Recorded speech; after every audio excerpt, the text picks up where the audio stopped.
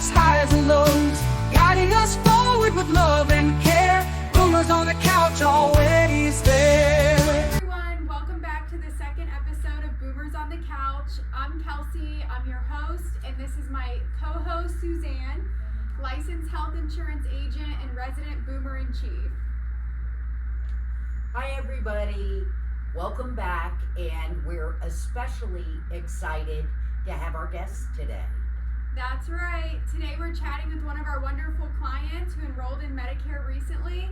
Not only is she officially a boomer on the boomer team now, She's also the same age as me, but a lot more creative.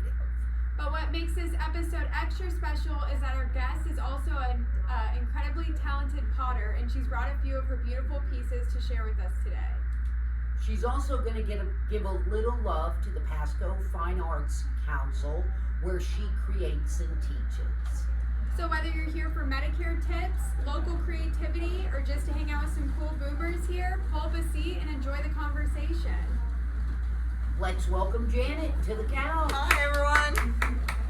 Janet, we're so excited you're here today. Now let's start with the big moment you've got coming up. Your 60th birthday is right around the corner. How are you feeling as you head into the next chapter? Great. Let's be honest, when you're younger you think, oh, I'm getting older. But a whole new world of opportunities presents itself as you age. And I'm not afraid of 65. So I feel good. I'm active. I'm healthy. The things that count in life are all there. Awesome. We love to hear that. It's so important to know that this next chapter should be exciting, not something that you're not looking forward to. And then, so what was it like for you getting started with Medicare? Medicare can be overwhelming, but I had Suzanne, so that was great. I came in, I spoke with her briefly. I then left. I went home and I did some homework because people go, okay, well, it's Medicare or Advantage. It's not. It's a lot. So I did my homework, thought, well, do I want a gap? Do I want this? Do I want that? And then I came back in and spoke with Suzanne when I had a basic idea of what I was looking for, and we found a policy or a Medicare Advantage plan that worked for me. Awesome. Yeah, and that's very important, finding something that works right for you. You know, if an agent's pressuring you to enroll today, that might not be, the best agent for you. It really take the time to kind of explore your options. And then, so how about for you, Suzanne? How does it feel knowing 65 is right around the corner for you? Well, first hurdle I made. I guess the next one's 80. But yeah, looking forward, working still, looking forward to transitioning. Happy to be on Medicare, happy to have made it this milestone. Awesome. And then, is there anything, Janet, with you, I mean, obviously Suzanne's an agent herself, but is there anything that came with Medicare that you were surprised about? Actually, there was. My husband and I travel, and sometimes it's abroad. Mm-hmm. And finding a plan that would at least cover an emergency if we were out of this country, if something happened to one of us, well, me, because I'm the Medicare person, but if something were to happen to me, I would at least have some type of help if I was not in this country. And that was a huge surprise that was available. Awesome. Yeah, it's always good, if you meet with an agent, you can kind of learn all the different ins and outs. Now, are you ladies planning on using any of your benefits once it starts, like silver sneakers or the preventative care? I am. I was due to see my primary care physician in July, but I put it off until August. I thought it would give me an opportunity to find somebody who focuses on elder care. And I say I'm going to use silver sneakers, so we'll see. Awesome. How about you, Suzanne? Same. Yeah, we'll see. So let's get into some of the fun stuff here. So Janet is a local potter. She works with the Pasco County Arts. Pasco Fine Arts Council right here in Newport Richey, which is a wonderful, wonderful organization. We are a nonprofit. We do a lot of outreach with local schools, so we're always looking for people to help support us. They offer all kinds of classes, and I fell into this maybe 4.5, 5 years ago. I was not looking for another hobby, but I loved it so much that I'm now a teacher there. Wow. And what do you love the most about working with clay? It's the endless possibilities and the challenges. Just when you think you've conquered something, the hardest thing is learning how to center a lump of clay. And just when you think you've got it and you can lift it up and you can make it look like something pretty, you go in and you struggle. Yeah. So it's a constant challenge, but at the same time, it keeps your mind busy. What do I want to do today? What do I want to do for this? What do I want to do for that? Keeps your hands busy. So there's a lot of eye to hand coordination going on, and I think that's important for everybody, not only for somebody who's aging. Well, maybe important to note too, when she got into that, she had no experience or had not worked with it before. So and I think it's important for our aging community to know that it's okay to try something new and maybe not be good at it at first, and then it's always a good feeling for anyone to improve at something and notice and have some fun. Yeah, exactly. And it is fun, and I love the ladies that are there. There's a certain camaraderie between all of us. We help each other. We support each other. It's a wonderful feeling. It's a whole new group of friends for me. Yeah, that's a big deal too, to have a nice community support. So how would you say being creative with all this helps you stay grounded or active at this stage of life? Well, it keeps me from drifting from the couch to the chair in front of the TV. You don't want to slow down. Just because I'm turning 65 doesn't mean that I just want to sit at home. It keeps me active. I don't know how to even describe it. Would you repeat the question? I'll see if I can focus. So, no, you're fine. So how does being creative with the pottery help you stay active and grounded? Okay. It keeps me active for sure because I am moving around. You sit in front of a wheel, or you hand build something. You're up and down, you're talking to other people. Again, I focus a lot on the fact that as you age, people move and you lose friends. So I made a whole new group of people that I love, and we do things together. Not only just at Pasco Fine Arts, but we do things as a group elsewhere. Yeah. So it does keep me active. I love that. Yeah. And it's affordable as well. Oh, it's very Sounds, affordable. yeah. If you're looking to try pottery, painting, resin, drawing, we have somebody that does polymer clay. If you're looking to try something new, it's very affordable. Awesome. And so how did you first get involved with the Pasco Fine Arts Council?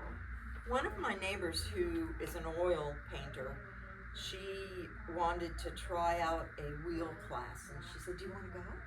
And I said, "Sure." Because again, I hadn't fallen into this yet, and I was just hanging around the house and not doing a whole lot. So I went with her, and at the end of the first class, she said, "No, not for me." And I've never looked back. It was for you. It was for me. As evidenced by this beautiful stuff. Definitely. Here. And we're going to show off some of that beautiful stuff here shortly. So what, you kind of did mention some of the classes they offer. How can people in our community get involved if they're a boomer looking for something to do or something like that? They can either go to pascoarts.org, Okay. and it'll bring up our site, and it does list the classes, or they can come by. We're local. We're right off of Fairford Avenue, right behind Sam's Club off of Trouble Creek Road, so we're close. Either way, I encourage people to go to the site and look around and see what we do. Maybe repeat that site again. It's pascoarts.org. And we have a Facebook page when we are doing things like painting for a cause. It's an adult, practically paint by number class. It's a 2-hour class. We do them 6 or 8 times a year. It's a chance to come into the facility. We will show you the pottery room. We will show you where you're going to paint, so you can get a tour of the facility, and you can have fun and meet other people that enjoy art. Awesome. That sounds awesome. Well, Gina, do you want to show off a few of your pieces for us? Believe it or not, I may be even interested. There Kelsey. we go. Here, let's show off a few of these awesome pieces. And I'll show you the difference between them. All right. These two, actually these three, are all wheel. I built all three of these on nothing but a wheel. This chip and dip set was hand built and then wheel thrown. This little butter dish Love that one. was strictly hand built. And a lot of potters will do either wheel or hand building. I do both because I see the benefits of being able to do both. This piece was also wheel and hand built. And then this little piece was just hand built. So whether you get there and you go, wheel pottery is not for me, I don't like the mess, I don't like the struggle, I don't like this, then you become a hand builder. You will learn hand-eye coordination and you will build strength pushing clay around on a wheel. So I think it keeps you physically fit. Definitely. You know, so I certainly, I love it if you can't tell. Yeah. Beautiful no, stuff yeah. too, Kelsey. Yeah, your pieces are absolutely gorgeous. Thank you. Now, do you sell your pottery, or where could people find your work if they're interested? I'm going to stick to this too. I do not have a site, Okay. so you cannot go online and buy my pieces. You can find my pieces at the gift shop at Pasco Fine Arts. Excellent. So you could go there. I do local shows. In fact, I will be at the library downtown on Friday. I believe it's the 25th of this month. They're doing an artist, like a meet and greet for local artists. So I will be there with some of my pieces. Awesome. I am doing Starkey Market Okay. because they have an arts and craft thing once a month at Starkey Market. I'm doing that in September. So I'm out and about, and I do sell. We do Fourth Friday. Pasco Fine Arts does Fourth Friday, so you could find us there. And yes, if I'm there, I'll have my pieces there. And of course, I do commission work. Awesome. So if people were looking for that, maybe they could follow the Pasco Fine Arts on Facebook or something that kind of update on the events. Yes, and if you go to pascoarts.org, there is a way, there's a little information button, and you can click on that and leave a message so that one of us will get back in touch with you. Awesome. With any details. Awesome. So, we'll do a fun wrap-up question for our favorite boomer ladies here. And Janet, I want to thank you for bringing your beautiful artwork here today and sharing what I know you're doing, and it's absolutely amazing. And she's been an awesome client for a number of years too. Love it. And that's something, we'll have clients that they may not be 65 yet because we do sell insurance for under 65, and as they age in, we can walk them through that process. And that's exactly what happened for us. We moved here a little more than 5 years ago, and we came to Suzanne for our health insurance needs, and we, every year we come see Suzanne. Yeah, no, and they're great people too. Yeah, we do like to stress the importance of just going over your coverage every year to see if any changes. So, Jana, we appreciate that. So, for our fun wrap-up question, Suzanne, I'll start with you. What's one thing you're looking forward to in this next chapter? Probably the ability to travel, maybe a little bit more, pursue some hobbies, maybe this, never been very creative, but, and probably that, travel, maybe enjoy the beach a little more and just, Kind of enjoy a little bit more flexibility. flexibility, definitely. I've been doing the 8 to 5 for Eva. a Yes, long I time. know, Eva. Long time. And what about you, Janet? It's travel. It's Awesome. travel. We want to travel more now that my husband has retired. He's a little younger than I am, but now that neither one of us is working, we are really focusing on getting out and about more. We're getting ready to go to the Grand Canyon in September. Awesome. We are trying to get abroad again, but I keep saying I fell into pottery because I would never have considered myself to be an artist or creative. Mm-hmm. But I want to focus on my pottery and I want to travel. Well, I think that's important. Is Yeah. a lot of people are like, oh, I'm not creative, so they may not go down those paths of the art stuff, or when, who knows? Yeah, and I think it's important too for especially the older population. It's okay to step out of your comfort zone. Literally. Yeah. Especially Yes. while you enter a new chapter. Yes. It's kind of the perfect time to step out of your comfort zone. Which is challenging sometimes for the boomer age group. It is, and I'll be honest, if my neighbor had not said to me, do you want to go and do this? One, I would have never known it was there. I mean, this is right here in our community, and people don't know that Pasco Fine Arts is there. Yeah. And two, I would not have found what I considered to be a hobby. And now I spend 3-4 days a week staying active, doing things, meeting Got a people, getting passion. out and In the about. community, yeah.